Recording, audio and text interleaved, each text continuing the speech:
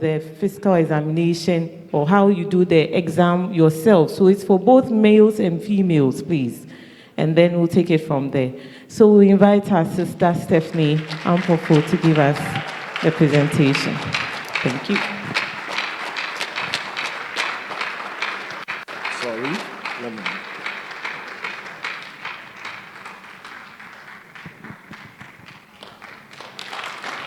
Good morning. Okay, I'm Stephanie, and I'm here to present to you breast cancer and its awareness. And then along the presentation, we will go through how to examine your breast yourself in your homes. All right.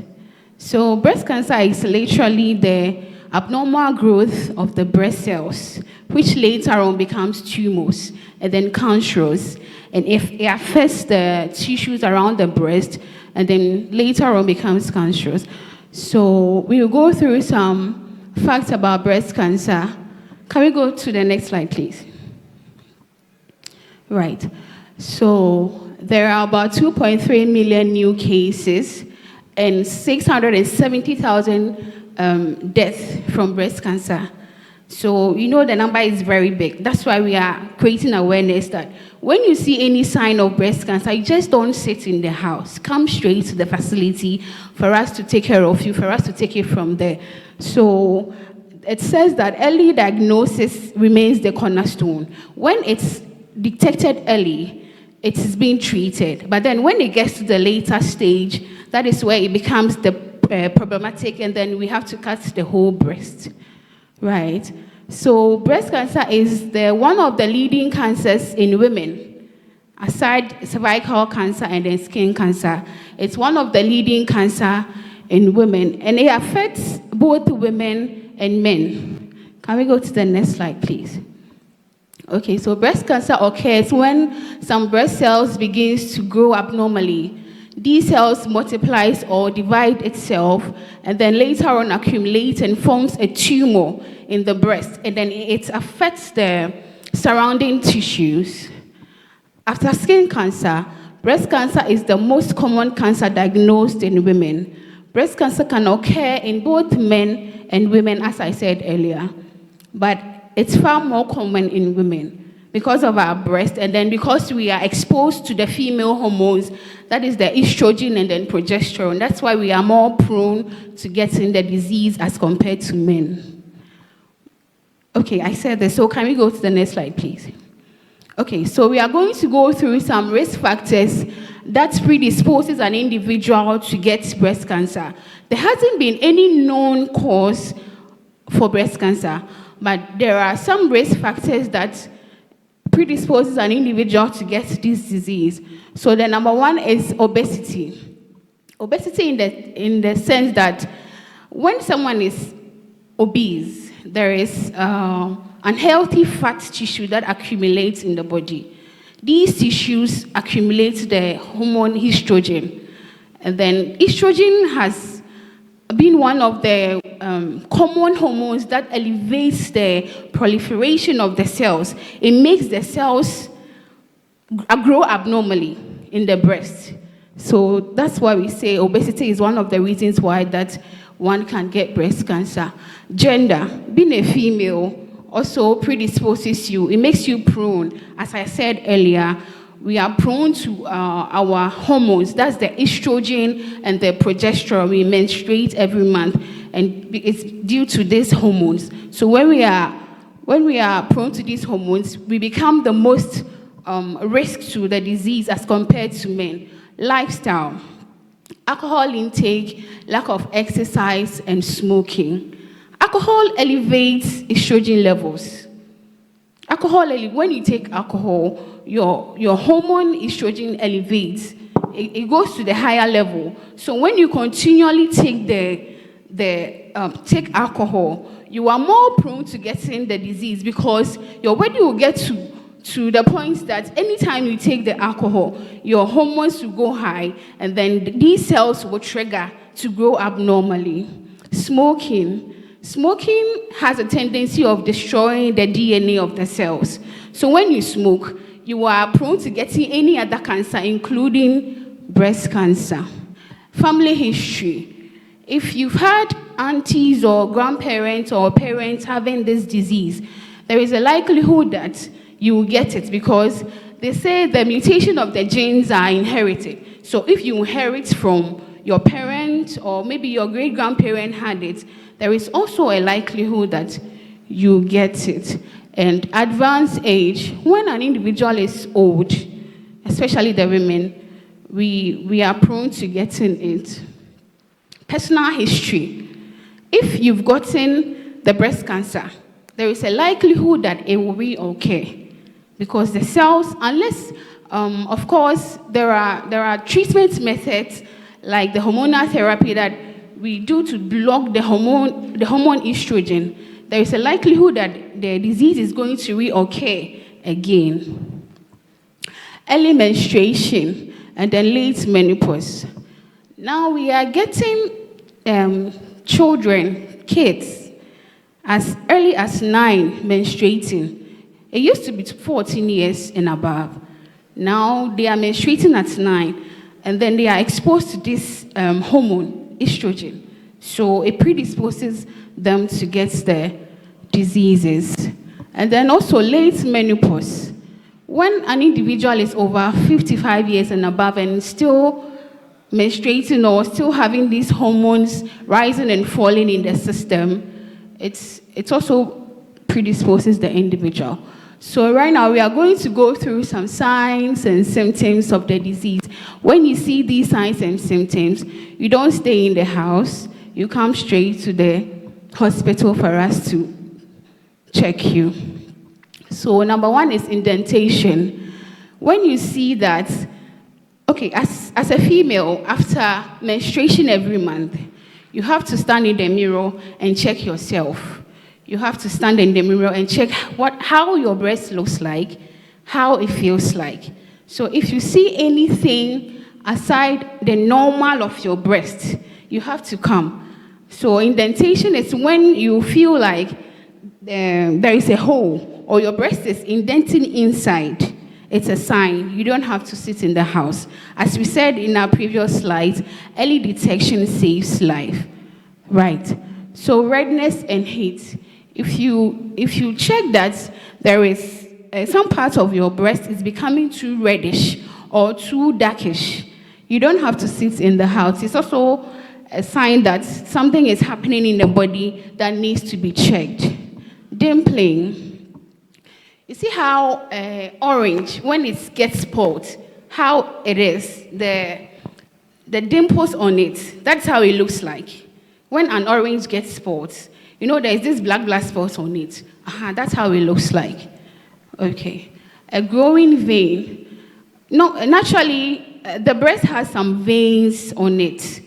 But then if you see a very big vein growing around it, you don't have to also sit in the house, but then you have to come.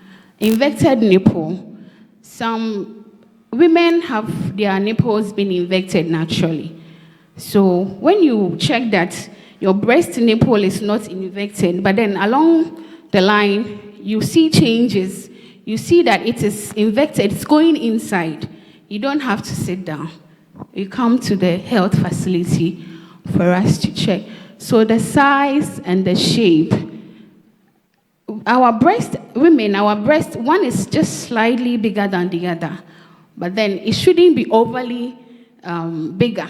So if you see that any of your breast is being bigger than the other, it's also a sign. You don't have to wait. You come to the hospital. And then also, invisible lump around the skin. When you check your breast and you find out that there is something protruding from any part of the breast, it's also a sign that you need to be checked and you don't have to be in the house. You come. Can we go to the next slide, please? Can we go to the next slide, please? Right. So these are some of the screenings we do for women that we think might have these diseases. So one is the mammogram. It's an X-ray image to detect if there is a growing lump or if the disease has been affected by any woman. So clinical breast examination performed by a healthcare provider.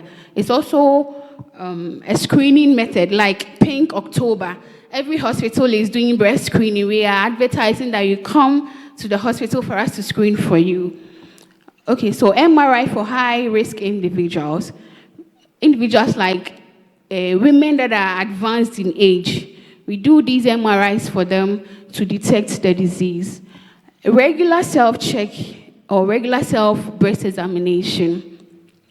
We advise that as a woman, every month after your menses, few days after your menses, you check yourself. You do this breast check. We will teach you how to do it. So after your menses, few days after your menses, you do the breast check to check if there is anything happening to you or the breast, if there is any pain or any sore around it, if your nipple is becoming infected, or if there is any redness around your breast. Please, can we go to the next slide? Right. So we have treatment methods for breast cancer. Number one is surgery. Lumpectomy and mastectomy. The lumpectomy is when a lump is just removed from the breast. That is if an individual comes early to the hospital. Yes, but then the mastectomy is when it's advanced to the stage that nothing can be done, but then the whole breast must be taken away. Radiotherapy. This is done to target the cancer cells in specific areas. And then chemotherapy. They are systemic drugs given to the patients for treatment. And then the hormonal therapy are the therapies we give to block the hormone estrogen from promoting the cells accumulation or self-abnormal growth. Can we go to the next slide, please? So some preventive measures to do so that you don't become a risk to get breast cancer. One is you have to limit alcohol as much as you can. If you take maybe 1/4, at least take half or stop at all, because it will predispose you to get it. And then you have to avoid smoking. Smoking is one of the serious things that makes an individual get any kind of cancer, including breast cancer, because it will damage the DNA of the cells. And then this will cause you to be predisposed. So maintaining a healthy weight, you have to exercise. Some people, their lifestyle is you go to the office, you come home, you eat and you sleep. You become obese. And then as we said in our previous slide, when you become obese, the likelihood of you getting the breast cancer is high. Exclusive breastfeeding. When you don't breastfeed well, the accumulation of the breast milk in the duct also makes the cells grow abnormally. People will say, so we have cases in our hospital, and then you ask them, Madam, Pacho, Obano, where this saying, Pacho was 3 months. What manage Jane? I say, I start manage Jane. It is not the best. So manage Jane. The rate I was say or sake on sake because you are supplementing it with food. It's breast no any empty they be amount. It's also so be predisposed to getting it. As I said earlier, indulging in physical activities, eating healthy diet, and then self-breast examination. Okay, so at this point we have to demonstrate it. So Ashley, can you please? We are coming to demonstrate how you can do self-breast examination in your homes every month after your menses, so that you don't get to the stage where your breast must be taken off.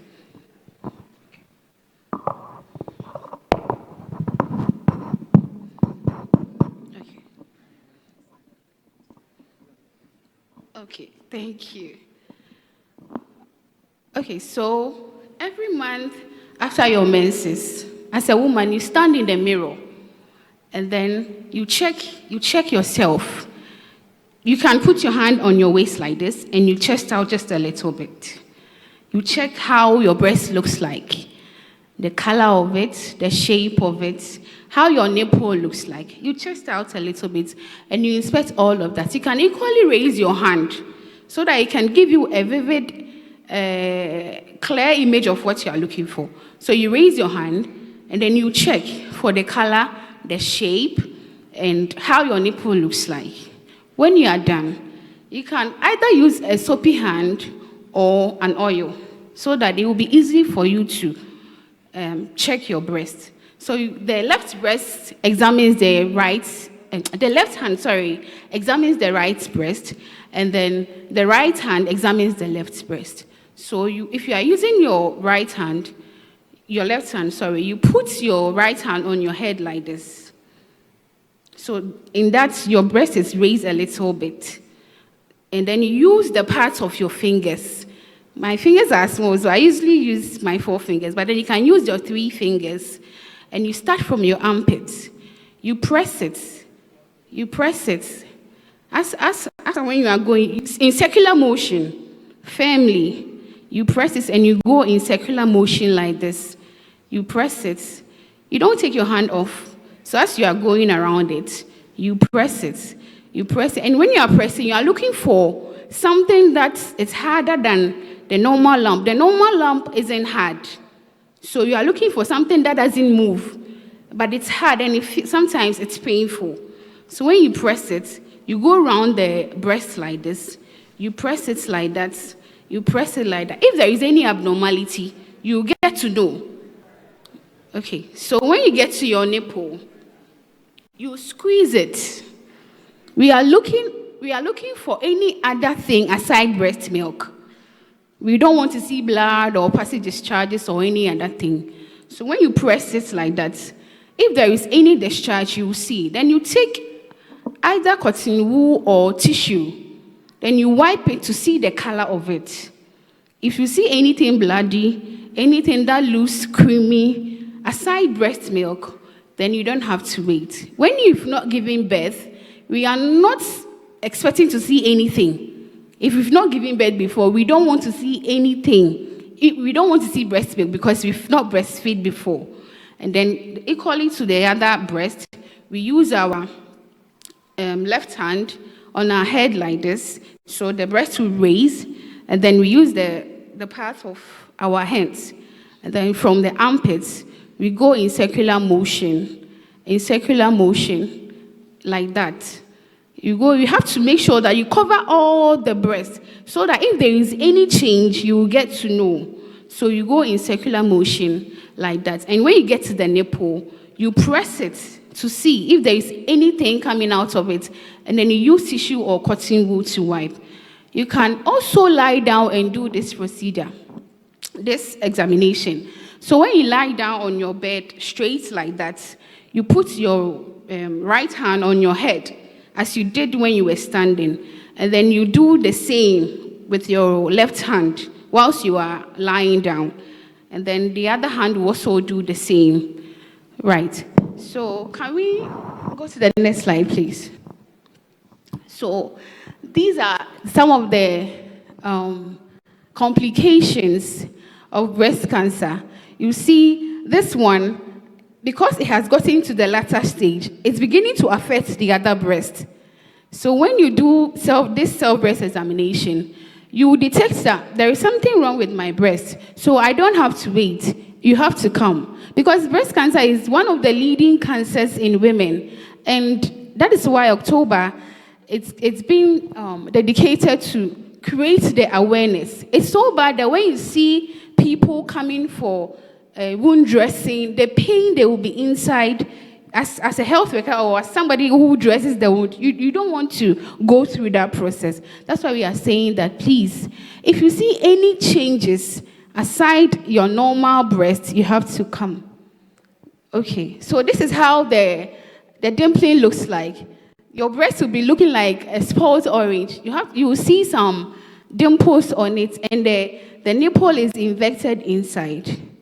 And then this is the indentation. Some part of the breast will be indented inside. It could be the side, it could be the middle, or anywhere. Okay, thank you very much. If you have any questions.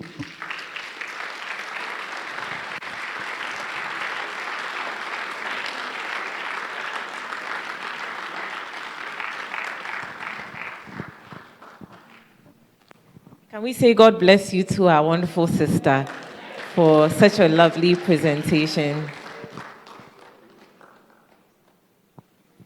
All right. So please, at this juncture, if we have any questions, please feel free to ask. Any questions? Any myths? Okay, Daddy is ready to talk to. Yes, Daddy, we are ready for you. Okay, the mic is coming to you. Thank you.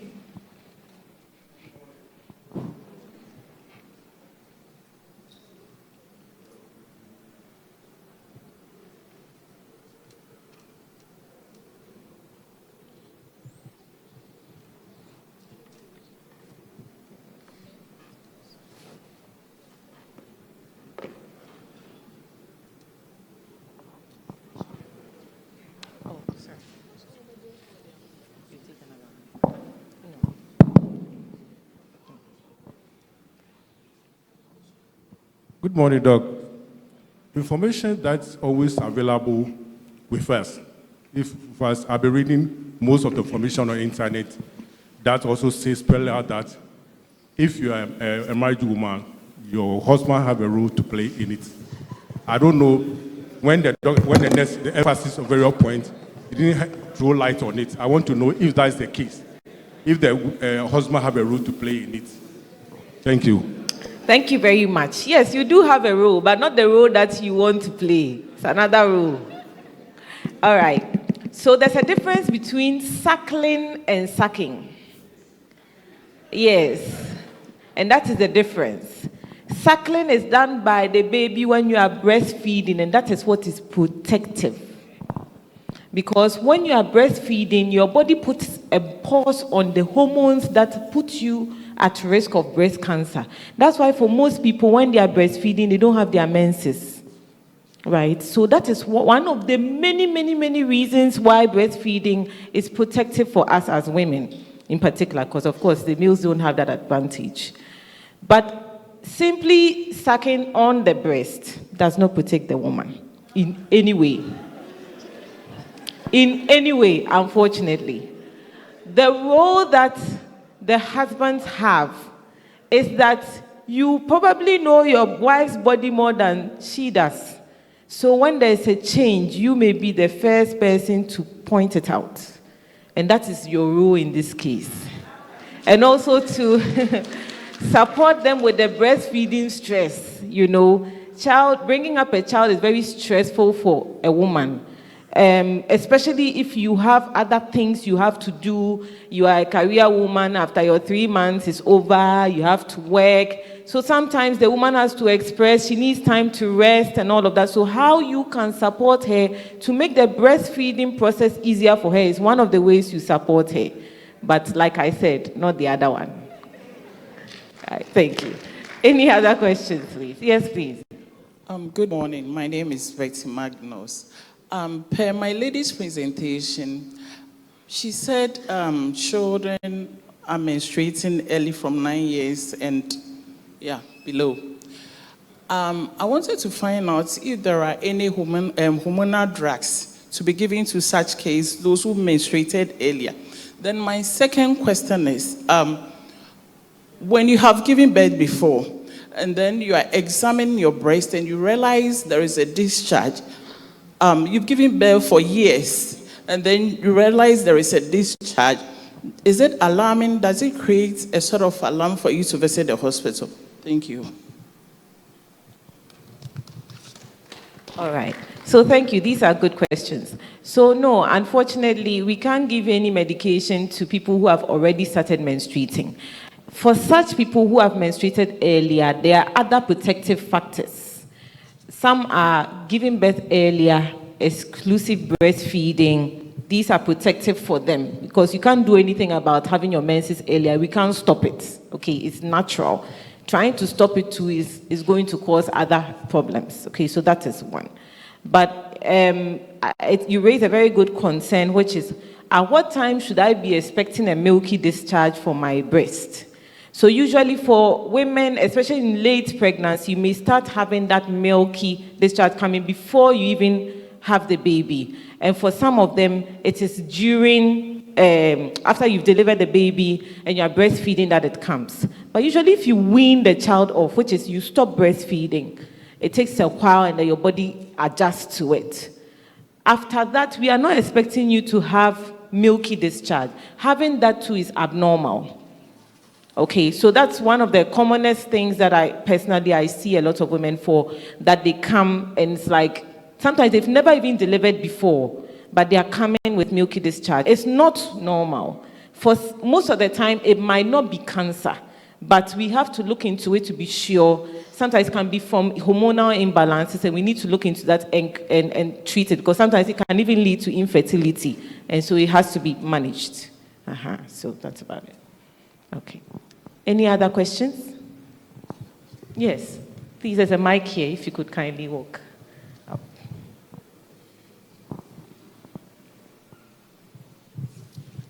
Thank you very much for the presentation.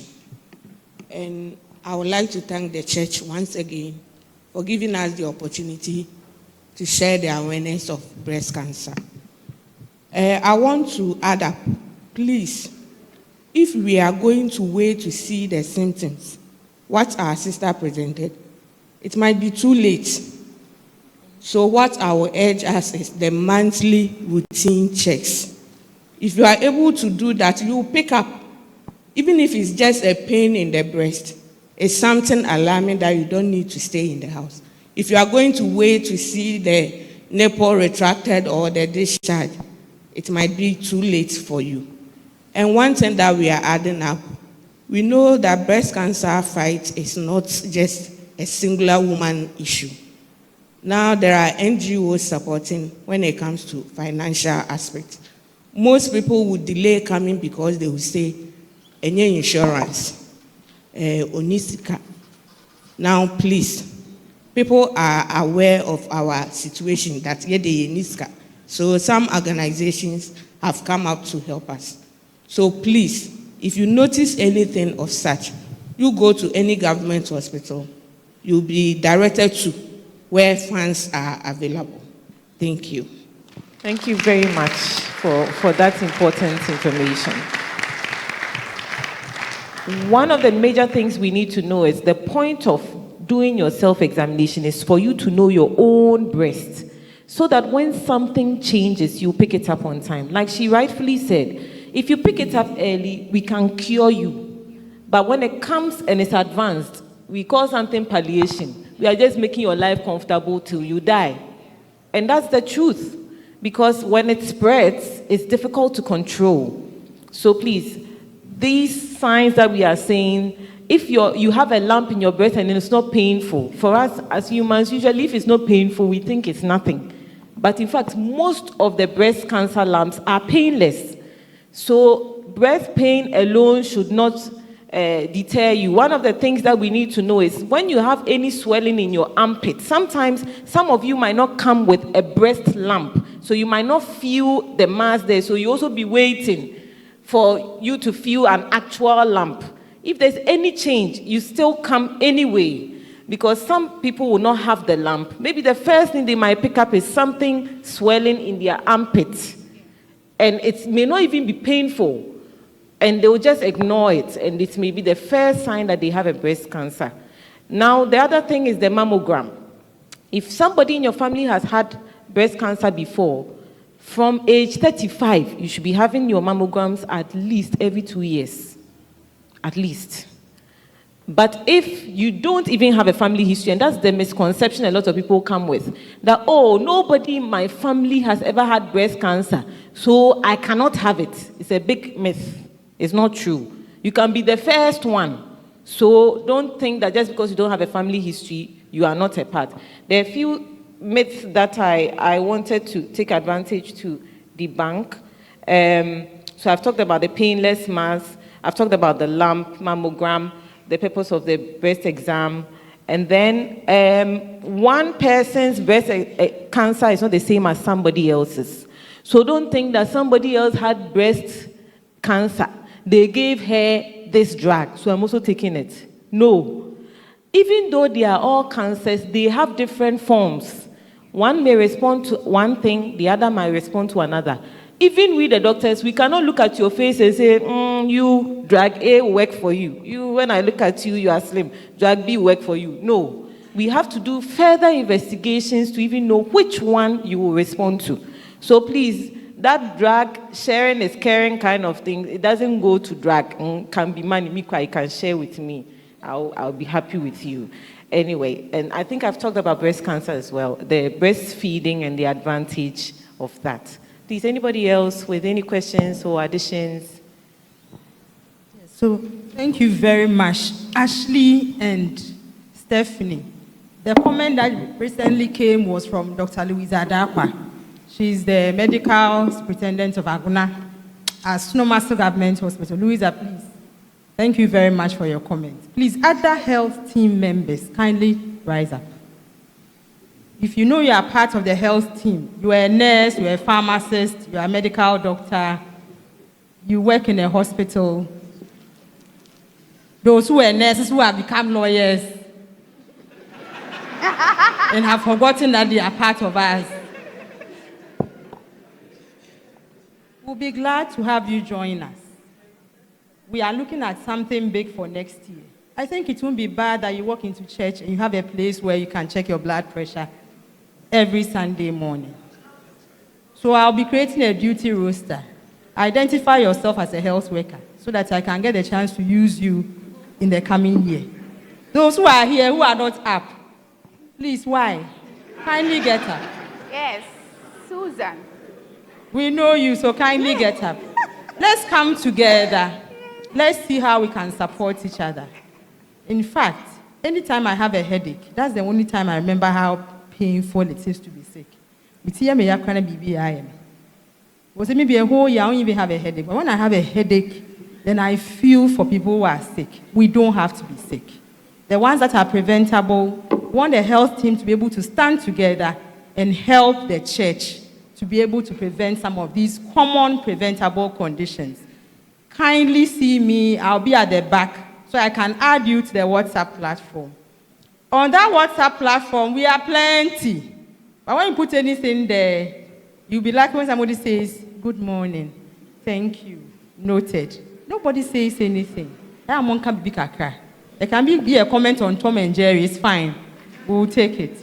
Thank you very much, team. So it's a presentation from the whole health team. If you are not standing there, it's because you did not volunteer. Next time, volunteer to be with us. Thank you very, very much.